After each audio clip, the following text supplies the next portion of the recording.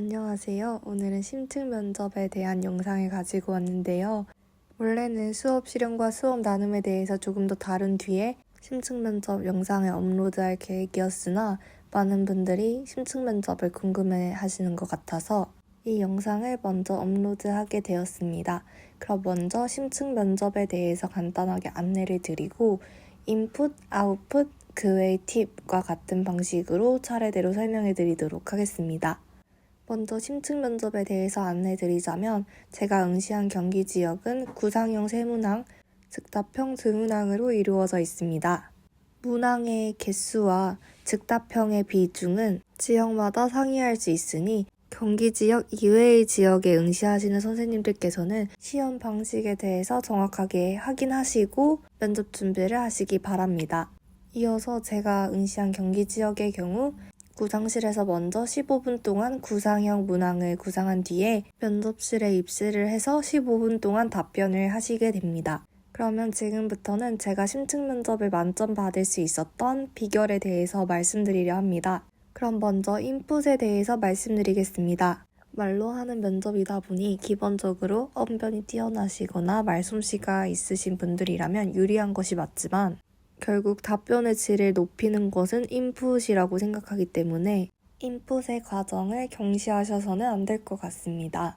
첫 번째는 시책 공부입니다. 저는 주로 교육청 공식 자료, 면접 교재, 인터넷 서치, 유튜브 채널 등을 활용해서 시책 공부를 하였는데요. 그럼 시책 공부를 제가 어떻게 하였는지 그 팁들을 간단하게 알려드리도록 하겠습니다.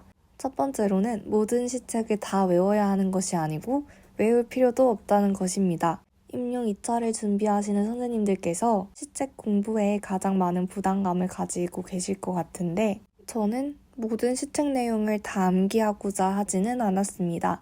물론 중요한 부분에는 암기가 필요하겠지만 심층 면접이 시책 내용 암기를 물어보는 시험은 아닐 것이라고 생각을 해서 시책 내용의 무분별한 암기는 지양하려고 했던 것 같습니다. 많고 많은 시책 내용 중에서도 초등과 관련된 내용이라던가 아니면 교사가 직접 실천할 수 있는 것과 관련된 내용을 주로 보았고 초등학교 현장과 관련이 좀 적어 보인다 하는 내용은 가볍게 읽어보기만 하였습니다. 두 번째로는 면접 답안으로 활용할 수 있는 것은 정리를 해두고 눈에 익히는 것인데요. 저희가 시책 공부를 하는 이유는 심층 면접의 답안으로 활용하기 위한 것이기 때문에 아무리 시책을 잘 외워놔도 답변할 때 그 외운 내용을 잘 활용하지 못한다면 정말 무쓸모가 되기 때문에 정리해둔 내용을 주기적으로 자주 보고 눈에 익히셔서 심층 면접에서 관련 문항이 나왔다 하면 바로 그 키워드를 떠올릴 수 있도록 정리를 해두시는 걸 추천드립니다. 세 번째는 시책에 나온 키워드를 잘 활용하는 것입니다. 여러분이 시책 공부를 하시다 보면 여러 선생님들께서 강조하시는 강조점들도 있고 스스로 보시면서도 중요하다고 생각하는 낱말이나 키워드들이 있을 텐데요. 그런 키워드들을 미리 체크를 해두시고 답변에 활용하신다면 면접관님들께서도 이 사람은 우리 교육청에서 강조하는 키워드들을 좀 잘 알고 있구나 라고 생각하실 수 있을 것 같습니다. 네 번째로는 키워드를 한 줄에서 두 줄 정도로 간단하게 설명할 수 있을 정도로만 연습하는 것인데요. 왜냐하면 우리가 교육청 공식 문서에 있는 그 설명들을 그대로 외우기가 너무 어렵고 그 정책에 대해서 줄줄 적혀있는 내용을 보면 저만 그런 걸 수도 있지만 와닿지가 않기 때문에 저는 그 키워드에 대해서 나만의 언어로 한 줄에서 두 줄 정도로 말할 수 있도록만 연습을 했습니다. 그래서 간단하게 그 정책의 뜻과 효과를 중심으로 간단하게 설명할 수 있을 정도로 정리를 하시면 면접을 보실 때 답변이 술술 나오시지 않을까 생각합니다. 오히려 그 정책에 대해서 너무 완벽하게 외우려고 욕심을 내다 보면 저도 막상 그 키워드를 줬을 때 아무 말도 못하겠는 경우가 있더라고요. 그래서 먼저 간단하게 한 줄에서 두 줄 정도로 설명할 수 있을 정도로 연습을 하시고 만약 그 이후에 부족하다 라고 느끼신다면 이후 살을 더 붙여서 더 완벽한 답변으로 나아가시면 좋을 것 같습니다. 다섯 번째는 시책을 단순히 암기만 하는 것이 아니라 나는 교사로서 그 시책에 대해서 어떻게 활용하고 어떻게 할 것인지 고민하는 것이 필요하다고 생각합니다. 앞서 말씀드렸지만 저희가 시책 암기 시험을 치는 것이 아니고 또 시책 관련 내용이 출제된다고 할지라도 그것이 단순 암기에서 그치는 것이 아니라 교사로서 그것을 어떻게 활용할 것인가에 대해서 물을 가능성이 높습니다. 그래서 단순히 시책을 암기하는 것에만 그치지 마시고 나는 교사로서 어떻게 할 수 있을까에 대해서 미리 고민을 해보신다면 실제 면접을 보실 때도 고민 없이 그리고 더 쉽게 답변을 하실 수 있을 거라 생각합니다. 6번째는 요약본으로만 시책 공부하는 것을 지향하자는 것인데요. 저 같은 경우는 경기 맞춤형 면접 교재 사이다 교재가 있어서 그 교재로 공부를 하면서 도움을 받기는 했지만 교재에 나와 있는 요약된 내용만 보다 보면 그 정책이 어떤 맥락에서 생겨났고 그것이 어떤 효과를 가지고 실제 현장에서는 어떻게 적용되고 있는지를 머릿속에서 그리기가 조금 어려웠던 것 같습니다. 그래서 저 같은 경우는 면접 교재를 활용한다고 하더라도 인터넷으로 굉장히 많은 내용을 서치해서 실제로 어떻게 활용되고 있는지 사례도 많이 찾아보았고 교육청 유튜브 채널에 올라온 영상들을 보면서 그 정책과 시책에 대해서 좀 더 깊이 있게 이해해보고자 노력을 하였습니다. 요약본으로만 공부를 하면 물론 단기간에 함축적으로 지식을 얻으실 수는 있겠지만 시책의 맥락을 알고 그 시책이 와닿아야지 면접 때도 잘 떠오르고 진정성 있게 대답할 수 있다고 생각을 합니다. 또 영상 같은 거 찾아보시다 보면 재미없는 시책을 조금이나마 더 재밌게 공부하실 수 있기 때문에 저는 여러 가지 자료를 찾아보시는 걸 정말 추천합니다. 자, 그럼 여기까지 시책 공부에 대해서 말씀을 드렸고 이제는 교직관 세우기에 대한 말씀을 드리려 합니다. 첫 번째로 저는 먼저 교직관을 세우기 위해서 고등학교 때 썼던 대입 자소서랑 대입 면접을 준비했던 자료들을 찾아보았는데요. 물론 4년 전에 작성했던 것이라 지금 보았을 때 그 내용이 조금 아쉬울 수는 있겠지만 그때 나름대로 열심히 고민을 해서 내 교육관을 담아서 작성한 내용이기 때문에 지금 그것을 다시 보셨을 때 키워드들을 얻어가실 수 있을 거라 생각을 합니다. 인고 1차 공부를 하느라 잊고 있었던 여러분의 나도 몰랐던 교직관을 찾아보실 수 있기 때문에 대입 자소서를 한번 훑어보시면서 내 교직관에 대해서 생각해보시는 것도 도움이 될 것 같습니다. 두 번째는 교육 관련 영상을 많이 찾아보는 것인데요. 인고 1차가 끝나고 바로 책을 읽으시는 분도 정말 많았는데 저는 개인적으로 책을 읽는 걸 그렇게 즐기지도 않고 1차가 끝난 뒤로는 글씨 보는 게 더더더더더 싫어졌기 때문에 저는 유튜브로 영상을 많이 찾아보았습니다.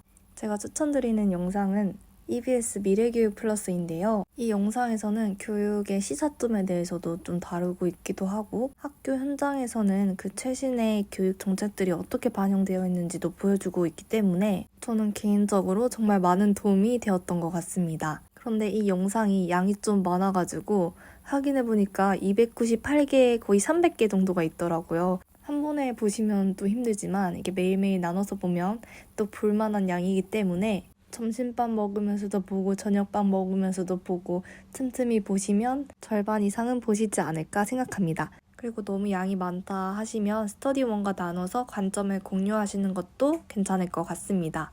저는 EBS 이외에도 교육부 유튜브 채널인 교육TV나 채널GOE, 경기교사원TV와 같은 지역교육청 유튜브 채널을 구독해두고 영상을 찾아보면서 교육 정책들이 교육 현장에 어떻게 반영되어 있는지를 잘 볼 수 있어서 심층 면접에 도움이 많이 되었던 것 같습니다. 교직관 세우기 세 번째는 내 교육관이랑 비슷한 학자나 이론 찾아두기인데요. 아무래도 나의 교육관에 대해서 설명을 할 때 그냥 내 생각만 말하는 것보다는 권위 있는 학자나 권위 있는 이론의 힘을 빌려서 말하면 답변의 설득력이 더 높아지리라 생각합니다. 저 같은 경우에는 칭찬과 교사의 관심을 굉장히 중요하게 생각하는데요. 학생은 교사의 관심과 기대에 따라서 얼마든지 성장할 수 있다라고 말하면서 피그말리온 효과를 언급해준다면 내 교직관을 좀 더 효과적으로 전달할 수 있을 거라 생각합니다. 여기까지 교직관 세우기 팁에 대해서 말씀을 드렸고 다음으로는 경험 보따리 만들기에 대해서 설명을 드릴 텐데요.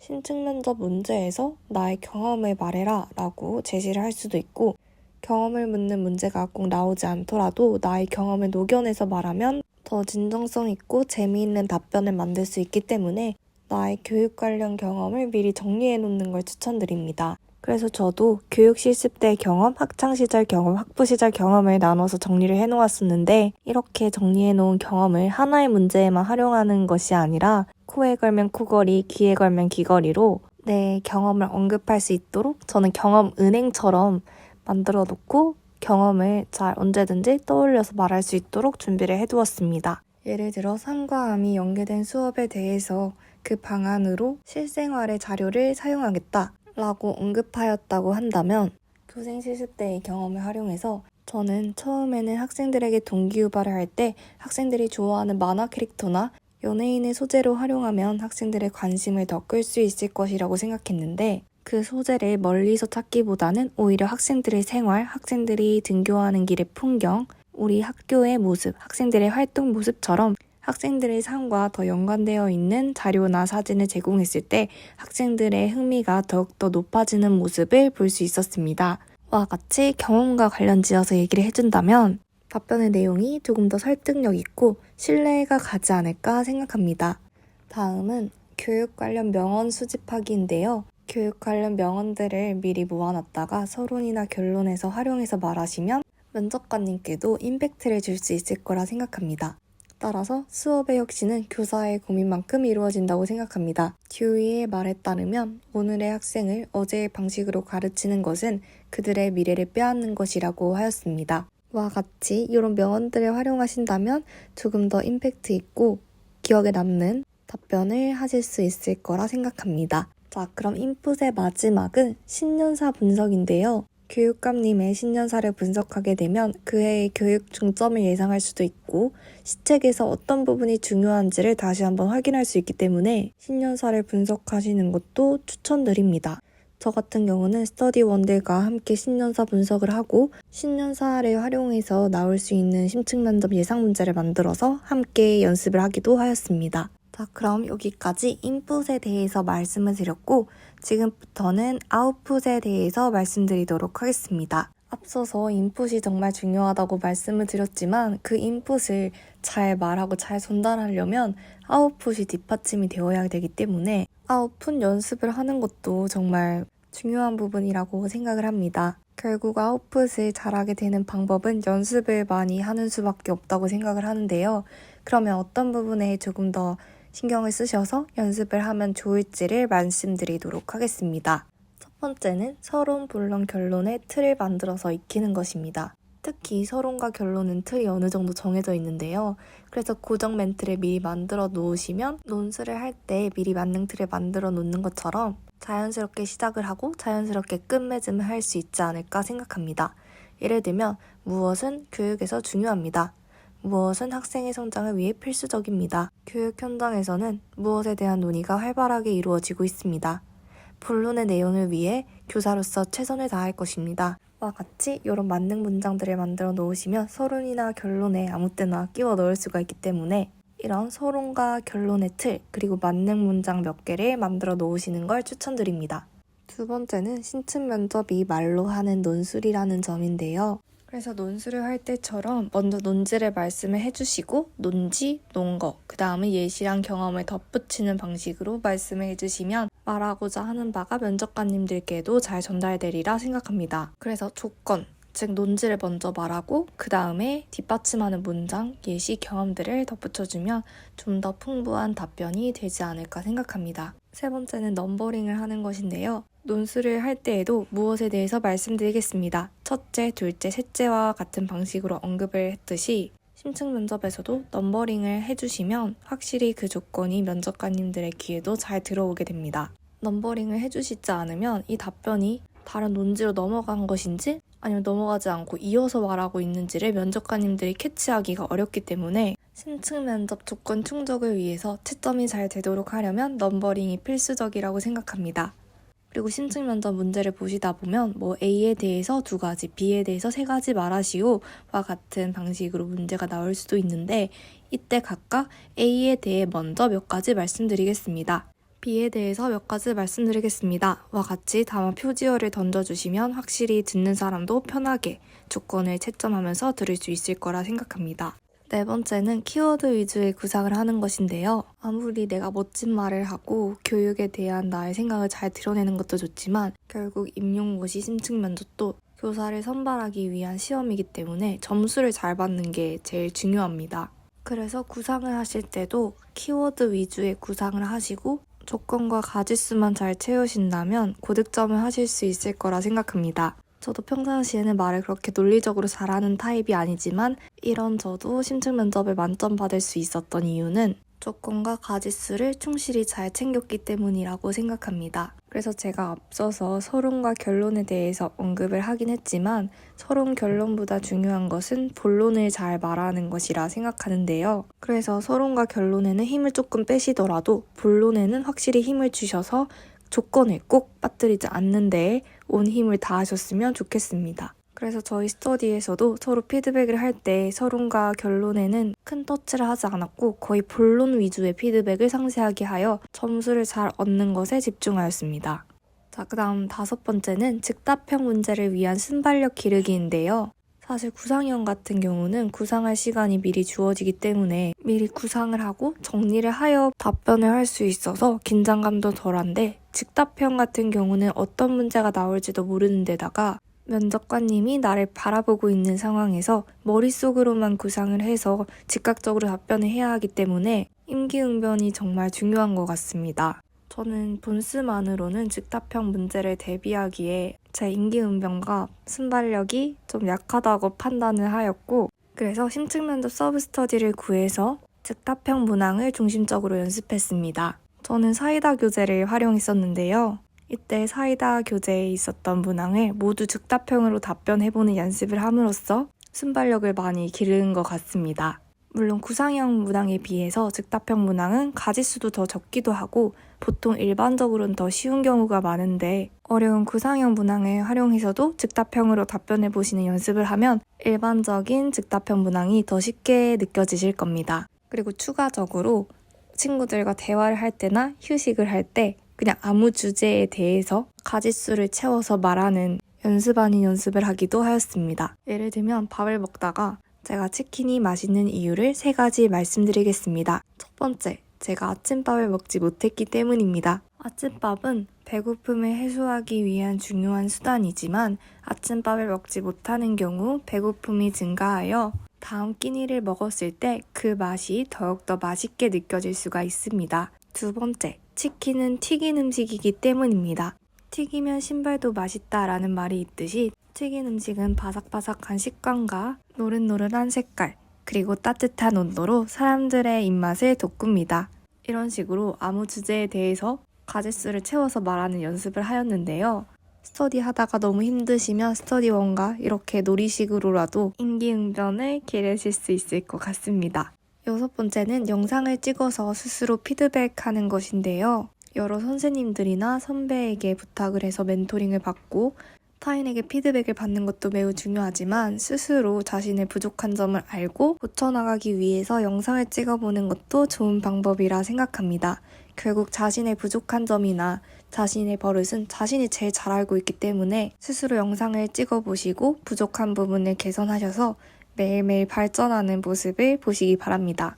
자, 그럼 여기까지 아웃풋에 관련된 부분을 말씀드렸고 그러면 인풋과 아웃풋 이외에 말씀드리고 싶은 심층 면접 팁에 대해서 소개해드리겠습니다. 첫 번째는 시간 관리에 관한 것인데요. 저는 시계를 풀어서 시험장에 가지고 들어간 다음에 책상 위에 올려놓고 보면서 시간 관리를 하였습니다. 시험장에도 시계가 있긴 하지만 저는 주로 제 손목 시계를 활용하여 시간을 관리하려고 했습니다. 경기도의 경우는 총 15분 동안 5문항을 답변해야 하는데요.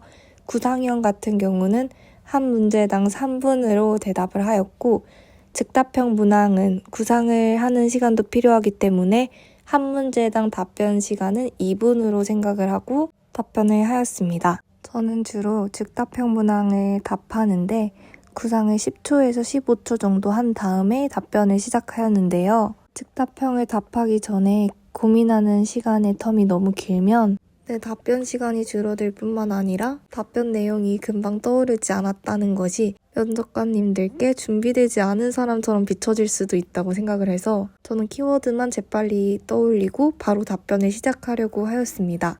그 다음은 시간을 딱 맞추려고 욕심부리지 않기인데요. 물론 시간을 딱 맞추면 좋겠지만 시간을 맞출 수 없다면 시간이 모자란 것보다는 시간이 남는 것이 오히려 낫다고 생각합니다. 시간이 남으면 마지막 문항을 조금 더 길게 말할 수도 있는 거고 마지막 멘트를 더 추가해서 시간을 채울 수도 있는데 시간이 모자라면 정말 조건을 못 채우는 경우에 대참사가 되기 때문에 저는 시간에 넘지 않으려고 항상 노력을 했습니다. 공부를 하면 할수록 아는 것이 많아지다 보니까 하고 싶은 말들도 많아서 항상 과해지고 시간이 넘었던 것 같은데 시험장에 가면 더 잘하고 싶은 마음에 시간을 초과할 수도 있어 이 점에 항상 유의하셔야 합니다. 저 역시 시간을 14분으로 맞춰놓고 답변 연습을 하기도 했는데요.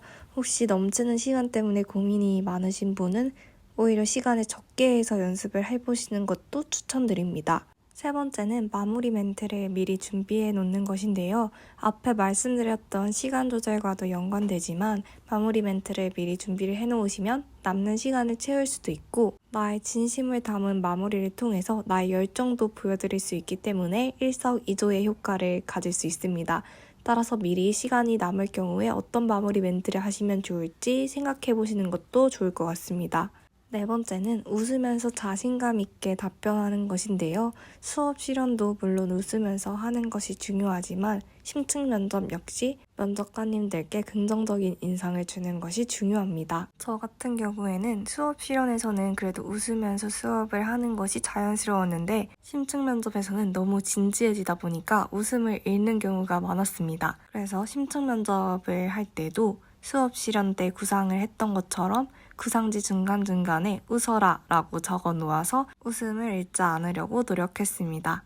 마지막은 시선 처리와 바른 자세인데요. 물론 제일 중요한 것은 답변의 내용이겠지만 시선 처리가 바르지 않다거나 자세가 바르지 않다면 답변을 듣는 입장에서는 그 답변을 신뢰하기가 어려울 수 있습니다. 답변을 할 때 한 분만 바라본다던가 아니면 책상만 바라보고 말하기보다는 면접관을 한 분씩 바라보면서 말하는 연습을 하면 더 내용이 잘 전달되지 않을까 생각합니다. 저는 주로 하나에서 두 문장을 말한 다음에 다른 면접관님들을 보는 방식으로 여러분들을 보면서 답변을 하려고 하였습니다. 하지만 이걸 너무 기계처럼 의식적으로 하실 필요는 없을 것 같고 자연스럽게 한 분씩 보시면서 말하는 연습을 한번 해보시면 좋을 것 같습니다. 그 다음에 자세에 대해 말씀드리자면 정해진 자세는 없지만 손을 너무 꼼지락꼼지락 움직인다던가 불안한 모습이 보이면 보는 사람 역시 불안하게 느껴질 수가 있기 때문에 바른 자세를 유지하셔야 합니다. 저 같은 경우는 두 손을 포개어서 모은 다음에 무릎 위에 올려놓아서 손을 움직이지 않도록 고정을 해두었습니다. 저는 개인적으로 자세를 유지하는 것과 시선 처리를 하는 것 중에서 시선 처리가 가장 어려웠던 것 같은데요. 한 가지 팁을 드리자면 면접관님께서 항상 면접 대상자를 뚫어져라 바라보고 계신 것은 아닙니다. 그래서 면접관님들께서 나를 좀 안 보는 것 같다 하는 생각이 들면 그때를 틈타서 구상지를 열심히 보면서 답변을 하였고 면접관님께서 이제 종이가 아니라 나를 보는 것 같다 라는 생각이 들면 구상지를 보는 것은 조금 지양하고 최대한 면접관님들과 눈맞춤을 하면서 말씀을 드리려고 노력했습니다. 그래서 스터디를 하실 때도 스터디원을 각각 면접관의 위치에 앉혀두고 바라보는 연습을 하시면 도움이 많이 될 거라 생각합니다. 자, 여기까지 제가 심층 면접을 만점 받을 수 있었던 그 방법에 대해서 알려드렸는데요. 심층 면접이 배점이 높다 보니 불안해 하시는 분들이 많지만 저처럼 말주변이 없고 말을 잘 못하는 사람도 연습만 열심히 하고 조건만 채우면 누구든지 만점을 받으실 수 있습니다. 저도 사실 심층 면접을 치르고 온 날 너무 답변을 못한 것 같아서 점수에 대한 걱정이 컸었는데 막상 결과가 나오고 보니 조건만 잘 채운 덕분에 만점이라는 점수를 받을 수 있었습니다. 여러분들도 저를 보면서 희망을 잃지 마시고 열심히 심층 면접 준비를 하셔서 2차 고득점 하시길 바랍니다. 전 그럼 다음 영상으로 다시 찾아오도록 하겠습니다. 안녕!